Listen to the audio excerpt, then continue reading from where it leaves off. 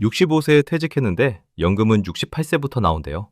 그 3년은 누구 돈으로 사는 걸까요? 2033년부터는 이게 법으로 짜여 있어요. 65세에 회사에서 나와야 하는데 국민연금 수급 개시 연령은 단계적으로 올라가서 최종 68세로 밀립니다. 그러니까 65세, 66세, 67세, 꼬박 3년 동안 월급도 없고 연금도 없는 구간이 생겨요. 그리고 더 이상한 게 있어요. 기성세대는 이미 60대 초반부터 따박따박 연금이 나오고 있거든요. 그런데 지금 30대인 여러분부터는 갑자기 3년이 뒤로 밀립니다. 같은 법, 같은 제도에 가입했는데 받는 타이밍이 세대별로 이렇게 다른 거죠. 오늘은 이 3년이 어떻게 설계됐는지, 그 설계가 왜 유독 2030 세대만 비껴가는지, 그리고 이 공백이 여러분 통장에서 실제로 얼마를 걷어가는지 구조를 한번 뜯어볼게요. 먼저 수급 개시 연령 스케줄부터 같이 보죠. 국민연금은 1988년 도입 당시 60세부터 받도록 설계됐어요. 그런데 2013년부터 5년에 한 살씩 올라가기 시작합니다. 지금 61년생은 63세부터, 65년생부터는 64세부터, 그리고 69년생부터는 65세부터 받게 돼요. 즉 2033년이 되면 그때 수급을 시작하는 사람들은 65세가 돼야 연금이 나옵니다. 1988년엔 60세였던 수급 개시 연령이 45년에 걸쳐 65세까지 천천히 밀려 올라온 거예요. 여기까지는 법으로 이미 다 확정된 내용이에요. 그런데 문제는 그 다음이에요. 정부 재정계산위원회가 제시한 시나리오를 보면 2033년 이후에도 5년마다 한 살씩 더 올리자는 안이 살아있거든요.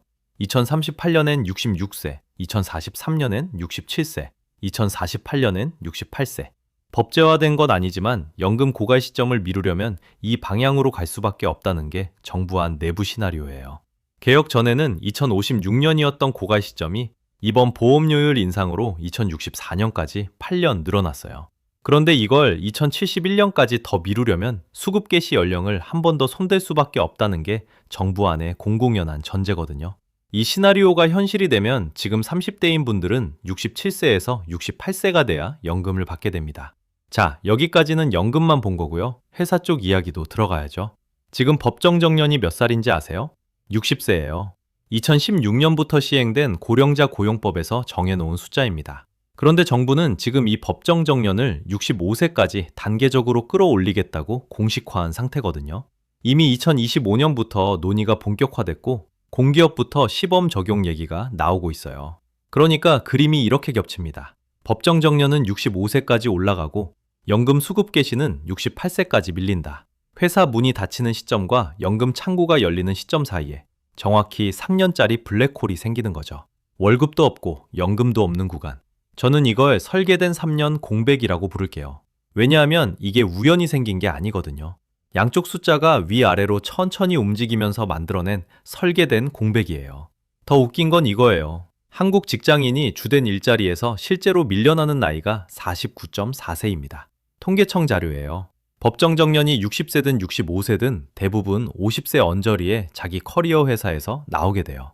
그러고 나서 저임금 재취업으로 먹고 살다가 OECD 기준 72.3세에야 진짜로 일을 놓습니다. 한국이 OECD에서 가장 늦게까지 일하는 나라예요.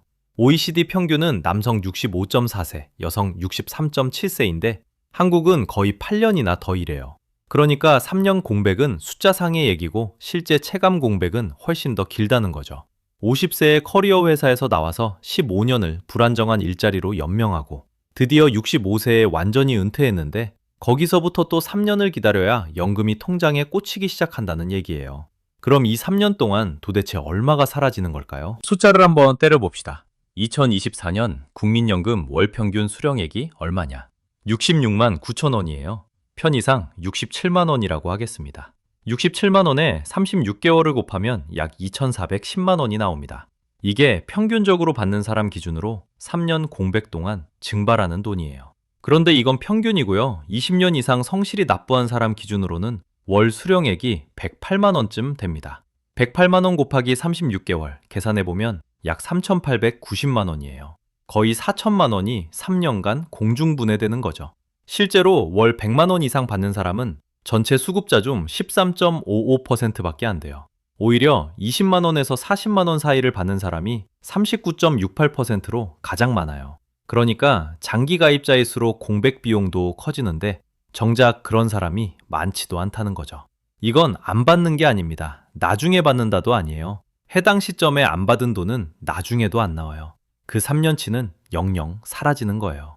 더 가혹한 건 생활비 관점으로 변환했을 때예요. 가계금융복지조사 2024년 자료를 보면 은퇴 부부가 최소한으로 살려면 월 240만 원이 필요합니다. 적정 생활비로 잡으면 336만 원이고요.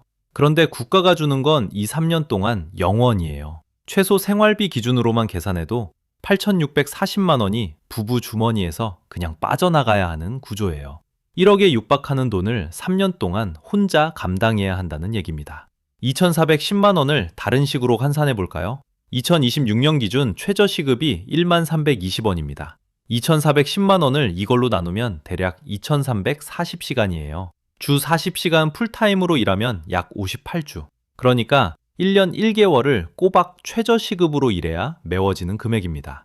65세 되신 분이 1년 1개월 동안 주 40시간 편의점 알바를 뛰어야 공백이 메워진다는 뜻이에요. 그런데 여기서 진짜 아이러니가 시작됩니다. 기성세대는 이미 60대 초반부터 따박따박 연금이 나오고 있어요. 1961년생 분들은 63세부터, 65년생은 64세부터 연금을 받아요. 이분들은 시점 공백이 거의 없는 세대예요. 그런데 69년생 이후부터 갑자기 65세로 밀리고 2030 세대에 오면 시나리오상 68세까지 밀리는 겁니다. 같은 법을 내고 같은 제도에 가입했는데 받는 타이밍이 세대별로 이렇게 다른 거예요. 2025년 3월 20일 국민연금 개혁안이 본회의를 통과했어요. 찬성 193표, 시행일은 2026년 1월 1일이에요. 핵심은 두 가지였습니다. 보험료율은 9%에서 13%로, 소득 대체율은 41.5%에서 43%로, 보험료는 2026년부터 8년에 걸쳐 매년 0.5%포인트씩 올려서 2033년에 최종 13% 도달이고요. 그때 뉴스에서 뭐라고 했냐면요. 더 내고 더 받는 개혁이라고 했어요. 여러분, 이 말 들으면 나한테 이득인가 싶죠? 근데 숫자 찍어보면 좀 이상해요. 월 소득 309만 원짜리 신입사원을 예로 들게요. 지금은 연금보험료로 매달 27만 8천 원을 내요. 본인이 그중 절반, 회사가 절반. 그런데 2033년에 13% 도달하면 이 사람 보험료가 월 40만 2천 원으로 올라갑니다. 매달 12만 4천 원이 추가로 빠져나가는 거죠.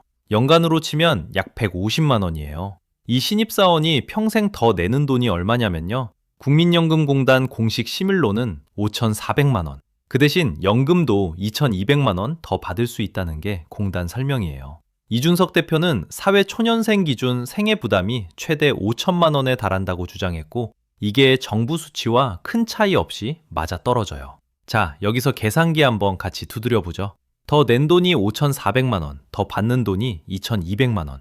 그러면 순증 부담만 이미 3,200만 원이에요. 그런데 여기에 제가 쭉 말한 3년 공백이 얹히거든요. 평균 수령액 기준 2,410만 원이 공백으로 또 사라져요. 그러니까 이 30대 신입사원은 더 내는 돈 때문에 자기 주머니에서 3,200만 원이 빠지고 늦게 받는 구조 때문에 2,410만 원이 또 사라지는 겁니다. 합치면 5,600만 원 넘는 돈이 이 신입사원 한 명의 일생 동안 증발하는 설계예요. 반면 지금 60대 초반분들은 이 개혁의 혜택을 잔잔히 보시면서 연금도 이미 나오고 있어요. 그래서 언론에서 중장년은 꿀 빨았다는 말이 나오는 거고요. 서울신문은 팩트체크 기사에서 젊을수록 소득 대체율 효과가 크다고 반박했지만 그 효과가 피부에 닿으려면 수급 시점까지 무사히 살아있어야 한다는 전제가 깔려있죠. 여기서 꼭 한 문장 확인하고 가죠. 더 내고 더 받는다의 진짜 번역은 이겁니다. 더 내고 3년 늦게 순증 기준으로는 덜 받는다. 이게 개혁 이후 청년 세대가 앉아있는 자리예요. 누군가 이렇게 생각할 수 있어요. 그럼 조기 수급받으면 되는 거 아니야? 네, 법에는 있어요. 조기 노령연금이라고 해서 최대 5년 먼저 받을 수 있습니다. 그런데 함정이 있어요. 1년 일찍 받으면 6%씩 평생 깎여요. 5년 먼저 받으면 30%가 평생 감액됩니다. 평균 수령액 67만 원짜리면 30% 깎여서 47만 원만 평생 받게 되는 거예요. 한 번 깎이면 다시 안 올라갑니다. 70세가 돼도 80세가 돼도 90세가 돼도 평생 47만 원. 그런데도 2025년에 조기 노령연금 수급자가 100만 명을 처음으로 돌파했어요. 손해보는 거 알아요. 근데 당장 먹고 살아야 해요. 이렇게 울며 선택한 사람이 100만이라는 얘기죠. 이 숫자 자체가 3년 공백이 현실에서 어떻게 작동하는지 보여주는 신호예요. 그럼 기초연금은 어떨까? 이것도 65세부터 나오긴 해요. 그런데 조건이 있어요. 소득 하위 70%에 들어야 해요. 2025년 기준 단독 가구 선정 기준액이 228만 원이에요. 월 228만 원 이상 소득이 잡히면 아예 못 받아요. 그리고 기초연금도 수급 개시 연령 조정 얘기에서 자유롭지 않아요. 정부 일각에선 기초연금 기준도 나중에 올리자는 말이 나와 있거든요. 국민연금하고 똑같은 경로예요. 한번 법으로 고정된 뒤에 시나리오로 조금씩 뒤로 미는 패턴. 그럼 재취업은요? OECD 통계에서 한국 은퇴 나이가 72.3세라고 했잖아요. 이 숫자 뜻이 뭐냐면 65세에 못 쉰다는 얘기예요. 대부분 경비, 청소, 단순 서비스직 쪽으로 재취업해서 저임금으로 몇 년 더 버팁니다. 한국은 OECD 회원국 중 65세 이상 고용률이 1위예요. 그림이 좀 그려지시죠? 조기 수급은 평생 30% 깎이고 기초연금은 문턱이 높고 재취업은 저임금이에요. 3년 공백을 메울 진짜 대안이 없다는 얘기입니다. 그리고 여기서 가장 큰 그림자가 있어요. 국가 지급보장이라는 문구예요. 이번 개혁에서 정부가 가장 자랑한 조항이 뭐냐면요. 국민연금법 제3조의 2. 국가는 연금급여의 안정적이고 지속적인 지급을 보장하여야 한다. 이 문장을 아예 법에 박아넣은 거예요. 뉴스엔 지급보장 명문화라고 떴죠. 보장한다니까 일단 듣기엔 좋아요. 그런데요, 이 조항에 적히지 않은 게 하나 있어요. 재원이 부족하면 어떻게 메운다가 없어요. 국가 지급을 선언만 했지 돈이 모자랄 때 자동으로 국고를 투입한다든가 하는 장치는 없는 거죠. 실제로 2025년 국가 총 지출이 677조 원인데 국민연금 기금에 들어가는 국고는 공단 운영비 명목 100억 원 수준이에요. 전체 재정의 0.0015%. 그러면 재원이 부족해지면 뭘 할 수 있느냐? 세 가지예요. 보험료율을 또 올리거나 지급액을 깎거나 자동 조정 장치를 발동하거나. 이 자동 조정 장치가 핵심이에요. 기대 수명이 늘거나 가입자가 줄면 매년 연금 인상률을 자동으로 깎는 장치거든요. 정부 추산으로도 1995년생, 그러니까 지금 30세 기준 13.4% 평생 삭감이에요. 민주당 노동계 추산으로는 전 세대 평균 21% 삭감이고요. 1975년생은 15.6%, 1985년생은 14.6%. 젊을수록 삭감 폭이 살짝 작긴 한데 그걸 감안해도 한 자리 퍼센트가 아니에요. 자, 그림을 다시 겹쳐볼게요. 65세에 퇴직합니다. 연금은 68세에 나옵니다. 3년간 2,410만 원이 사라집니다. 그리고 68세에 드디어 연금이 나오는데 자동 조정 장치로 평생 13% 깎여서 나옵니다.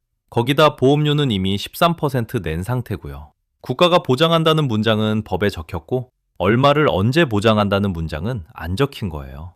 결국 이 공백은 세 겹이 한 자리에 겹치는 얼개예요. 더 내는 돈, 늦게 받는 타이밍, 그리고 자동 조정 장치로 깎여서 나오는 금액.